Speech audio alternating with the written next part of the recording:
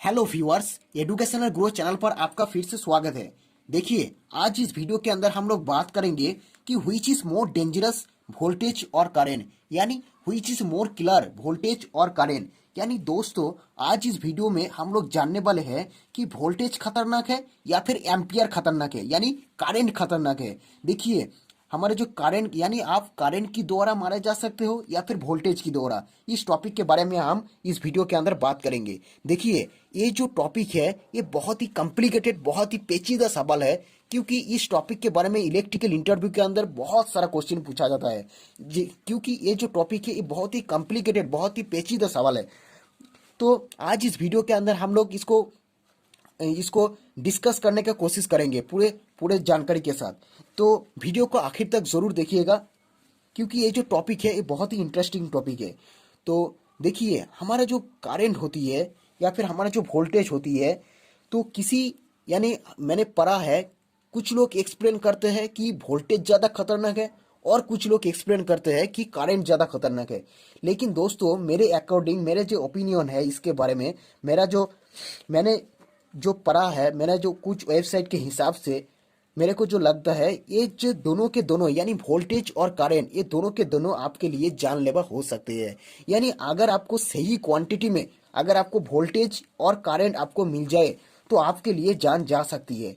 तो दोस्तों, इसके पहले वोल्टेज और करंट क्या होती है वो 2 सेकंड में हम लोग देख लेते हैं। तो देखिए, करंट जो होती है वो हम लोग पहले पता है कि वो है फ्लो ऑफ इलेक्ट्रॉन, यानी किसी भी कंडक्टर के अंदर जो इलेक्ट्रॉन फ्लो हो रही है, यानी फ्लो ऑफ इलेक्ट्रॉन को हम करंट कहते हैं। तो दोस्तों, ये जो फ्लो ऑफ इलेक्ट्रॉन यानी इलेक्ट्रॉन को फ्लो कराने के लिए जो फोर्स की रिक्वायरमेंट पड़ती है, जो इलेक्ट्रॉन को धक्का लगाने का जो काम करते हैं, वो वोल्टेज की होती है। यानी वोल्टेज जो होती है वो उसको प्रेशर क्रिएट करने के लिए, वहां पर फोर्स क्रिएट करने के लिए किसी भी कंडक्टर के अंदर, किसी भी सर्किट के अंदर, जिस सर्किट में करंट फ्लो हो रही है। तो दोस्तों, उसके और भी एक एग्जाम्पल लेके समझिए।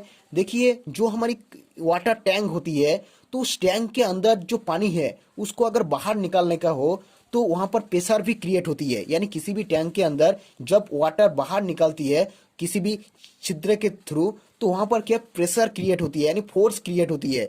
तो ये जो फोर्स है यानी जो स्पीड है, इसको हम वोल्टेज कहते हैं।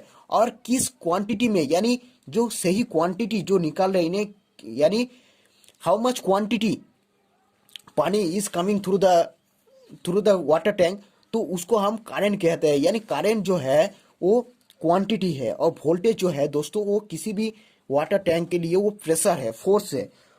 तो दोस्तों, यानी सही क्वांटिटी में अगर आपको वोल्टेज और करंट आपको मिल जाए तो आपके लिए जान जा सकती है। तो दोस्तों, इसका जो कंसेप्ट है, आइए एक एग्जांपल के थ्रू समझते हैं।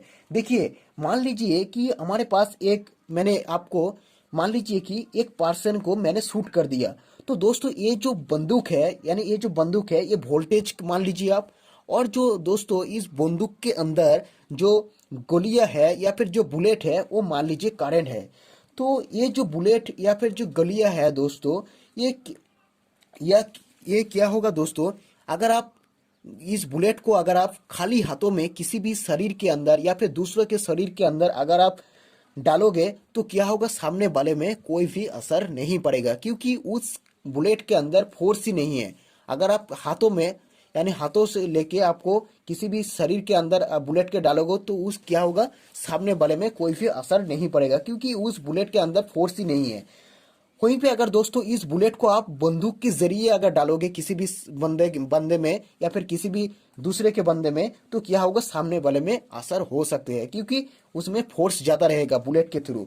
तो यहीं पे दोस्तों मान लीजिए कि हमारे पास एक बंदूक है और उसमें मैंने गोलियां नहीं डाली है, उसमें मैंने एक छोटा सा लकड़ा का टुकड़ो वहां पर डाल दिया, यानी छोटा सा लकड़ा का टुकड़ो वहां पर डाल दिया, तो वहां पर गोलियां नहीं है। अगर आप उस बंदूक को फायर करोगे तो क्या होगा, सामने वाले में कोई भी असर नहीं पड़ेगा, क्योंकि वहां पर गोलियां नहीं है। यानी वहां पर करंट नहीं है, वहां पर वोल्टेज है लेकिन वहां पर करंट नहीं है, करंट कम है।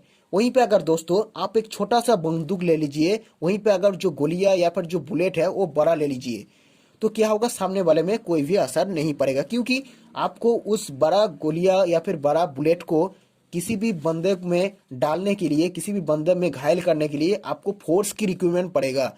अगर आपको फोर्स ही नहीं रहेगा तो उस बंदे में कुछ असर नहीं पड़ेगा। यानी दोस्तों, वोल्टेज और करंट आपको सही क्वांटिटी होनी चाहिए किसी भी बंदे को घायल करने के लिए। तो मेरे हिसाब से दोस्तों, ये जो वोल्टेज और करंट है, तो मान लीजिए कि हमारे पास करंट है 150 एम्पियर की, मिली एम्पियर की। वहीं पे अगर वोल्टेज अगर 1 वोल्ट रहेगा तो भी सामने वाले में कुछ असर नहीं पड़ेगा। वहीं पे अगर दोस्तों हमारे पास अगर वोल्टेज अगर 11 केवी रहेगा, करंट अगर 10 मिली एम्पियर रहेगा, तो भी सामने वाले में ज़्यादा कुछ असर नहीं पड़ेगा, क्योंकि वहाँ पर करंट ही नहीं है। लेकिन दोस्तों मेरे हिसाब से ये जो वोल्टेज और करंट, इनमें से ज़्यादा खतरनाक मेरे हिसाब से वोल्टेज लगता है। क्योंकि वोल्टेज जो है, अगर 11 के भी जो वोल्टेज है, उसमें अगर थोड़ा भी अगर करंट रहेगा तो भी सामने वाले में जानलेवा हो सकते हैं। तो मेरे हिसाब से वोल्टेज और करंट में से, यानी वोल्टेज और करंट में से ज़्यादा खतरनाक वोल्टेज लगता है। आइए दोस्तों बात करते हैं कि हमारे लिए कितना वोल्टेज या फिर कितना करंट खतरनाक हो सकते हैं। देखिए, इंसान के लिए 6 मिली एम, यानी एक एम्पियर को अगर 1000 भाग दिया जाए, उनमें से 6 मिली एम जो है इंसान के लिए ऐसा है कि इंसान महसूस कर सकते हैं कि हाँ करंट लग रहा है। वो इंसान क्या महसूस कर सकते हैं, 6 मिली एम। वहीं पे अब दोस्तों वो, यानी आप बात करते हैं कि कितना मिली एम इंसान के लिए नुकसान पहुंचा सकती है, यानी एक इंसान के दिल को फेल कर सकते हैं। देखिए, हमारा जो इंसान का यानी ह्यूमन बॉडी का जो रेजिस्टेंस होती है, टोटल रेजिस्टेंस, यानी अगर ड्राई कंडीशन में देखिए, यानी ड्राई कंडीशन यानी जो सूखा हुआ कंडीशन में अगर ह्यूमन बॉडी का जो टोटल रेजिस्टेंस होती है, यानी टोटल पार्ट्स का, ह्यूमन बॉडी का जितने भी पार्ट्स है, टोटल पार्ट्स का अगर रेजिस्टेंस देखा जाए तो कितना होगा, 1 लाख के आसपास होती है। यानी ह्यूमन बॉडी का ड्राई कंडीशन में 1 लाख आसपास उसका रेजिस्टेंस होती है। वहीं पे अगर दोस्तों वेट कंडीशन में, यानी पसीना अगर होती है, आपको पसीना के समय आपकी जो ह्यूमन बॉडी का जो रेजिस्टेंस होती है वो 1000 के आसपास होती है। देखिए, ह्यूमन बॉडी का टोटल जो जितने भी पार्ट्स है, वो सारे पार्ट्स में अलग अलग रेजिस्टेंस होती है। जैसे कि आप देख सकते हैं चित्र पर, जो हमारी ब्रेन होती है वहाँ पर 100 ओहम की रेजिस्टेंस होती है। यानी वो 100 ओहम तक उसको करंट झेल सकते हैं, यानी 1 मिली एम या फिर 10 मिली एम तक उसको जो करंट है वो ब्रेन के थ्रू झेल सकते हैं। वहीं पे अगर दोस्तों उसका हाथ की, ह्यूमन बॉडी का जो हाथ है उसको अगर बात किया जाए तो 500 ओहम का रेजिस्टेंस होती है दोनों हाथों के अंदर। वहीं पे अगर दोस्तों पायों पे बात किया जाए तो अलग अलग पार्ट्स में अलग अलग रेजिस्टेंस होती है। लेकिन दोस्तों 100 मिली एम्प इंसान के लिए जो है वो खतरनाक साबित हो सकते हैं। यानी अगर इंसान के लिए 30 या फिर 50 वोल्ट प्लस 100 मिली एम्प अगर किसी भी इंसान को मिल जाए तो इंसान के लिए वो दिल को फेल कर सकते हैं, यानी खतरनाक साबित हो सकते हैं। तो दोस्तों, आई होप इस टॉपिक के बारे में आपको कुछ बेहतर जानकारी मिली होगी। तो इस वीडियो को लाइक करें, इस चैनल को सब्सक्राइब करें और पास से जो बेल आइकन है उसको भी प्रेस कर लेना, क्योंकि इस चैनल पर आपको इसी तरह से यूजफुल वीडियो आपको मिलते रहेगा। आपके हित के लिए, आपके परिवार के हित के लिए बहुत ही जरूरी वीडियो आपको इस चैनल पर मिलेगी। तो मिलते हैं दोस्तों नेक्स्ट वीडियो पर।